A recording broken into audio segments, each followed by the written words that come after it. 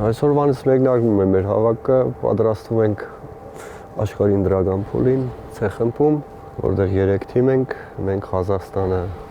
եւ Բելարուսիան, մեզ համար մի քիչ Բելարուսիայի հավաքականն է անհայտ, ամեն դեպքում չեն խաղացի իրենց հետ։ Եվ մյուս թիմը Ղազախստանն է,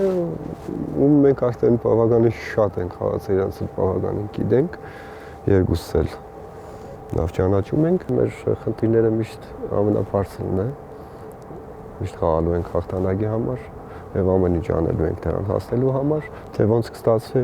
արդեն խաղերին ցույց կտա։ Մենք ամեն դեպքում պատրաստվում ենք ամենալավ ձևով ու ամենալավ տրամադրվածությամբ խաղերին հաջող մասնակցելու համար։